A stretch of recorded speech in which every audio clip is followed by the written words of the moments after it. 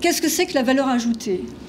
Donc la valeur ajoutée, si on se met à l'échelle d'une entreprise, correspond en fait à son chiffre d'affaires moins les consommations intermédiaires. D'accord? Donc pour l'ensemble du pays, c'est l'ensemble des chiffres d'affaires des entreprises moins les consommations intermédiaires.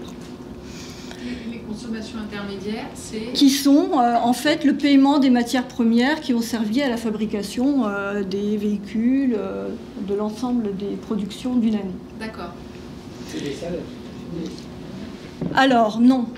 Donc, une fois que le chiffre d'affaires a été constitué, qu'on en a retiré les consommations intermédiaires, c'est maintenant qu'on va enlever les salaires, donc les VLA.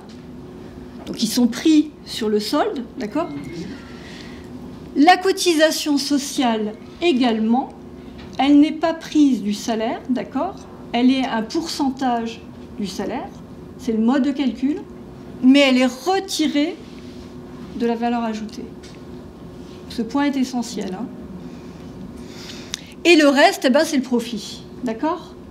Voilà. Donc je ne vais pas en dire plus pour l'instant.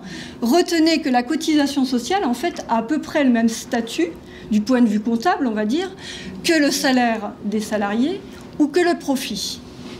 C'est son mode de calcul qui nous induit en erreur, qui nous fait croire que c'est retiré du salaire. Juste avant, il y a eu beaucoup d'attaques, mais pour autant le régime général a été solide. Et heureusement, il y a eu pas mal d'avancées, et c'est pour ça d'ailleurs qu'à Réseau Salariat, on s'inspire grandement de ce régime général, parce qu'il faut quand même le signaler, le régime général de sécurité sociale montre qu'il est en capacité de financer des indemnités, des allocations, des remboursements de soins, en gros du salaire socialisé, voilà, du salaire socialisé, celui des soignants, celui des chômeurs, celui des parents, celui des malades, d'accord? Il arrive à financer du salaire socialisé sans passer par le marché du travail pour des gens qui sont hors emploi. Donc ce point-là est décisif. Hein. On n'est pas obligé de passer par le marché du travail pour recevoir un salaire. C'est ça que ça veut dire. Ça, c'est une chose. Mais le régime général a inventé aussi quelque chose d'autre qui est beaucoup plus ignoré. C'est qu'il a permis de financer des gros investissements. C'est lui qui a financé dans les années 60 tous les CHU.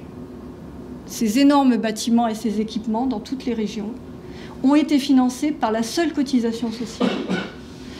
Donc, on a là un modèle intéressant qui nous prouve que l'on peut financer avec une cotisation sociale prise sur la valeur ajoutée, à la fois du salaire sans passer par le marché du travail, et des investissements massifs sans passer par les marchés financiers, puisqu'il n'y a pas eu d'emprunt, il n'y a pas eu de crédit, il n'y a pas eu d'intérêt, sans problème.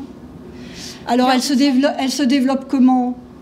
Vous avez tous entendu parler du traité international, là, qui vise en fait à mettre fin en gros au service public, qui vise à privatiser la sphère de la santé, la sphère de l'éducation, etc.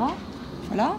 Donc le TAFTA, qui est un accord plus ou moins secret, bon voilà, qui vise évidemment à étendre la sphère marchande capitaliste. Et puis le fameux discours dont on nous rebat les oreilles sur la dépense publique qu'il faut réduire, on n'entend que ça en ce moment. Moins 500 000 fonctionnaires, moins 300 000, il faut absolument réduire tout ça. Mais la dépense publique, c'est quoi? C'est de la production publique. C'est pas de la dépense publique. Le privé, quand il fabrique, il fait de la dépense privée. C'est les consommations intermédiaires dont on parlait tout à l'heure. Pour construire une voiture, ils ont fait de la dépense privée. Il faut bien payer les salariés, il faut payer les matières premières, c'est de la dépense privée. Mais ils font de la production privée. Les fonctionnaires, évidemment, ils coûtent leur salaire. Ils ne coûtent pas le profit, eux. Hein. Ils sont moins chers que dans le privé, parce qu'ils ne coûtent pas un profit. Mais ils produisent de la même manière que les salariés du privé. Ils produisent 20% du PIB aujourd'hui. Donc la sphère gratuite, aujourd'hui, c'est 20% du PIB. On ne le dit jamais assez. Quand on défend la fonction publique en disant le service public, il faut le préserver, etc., mais c'est pas suffisant. Ce qu'il faut affirmer, c'est que c'est de la production publique qui s'affronte à la production privée capitaliste. C'est ça le vrai débat, en fait.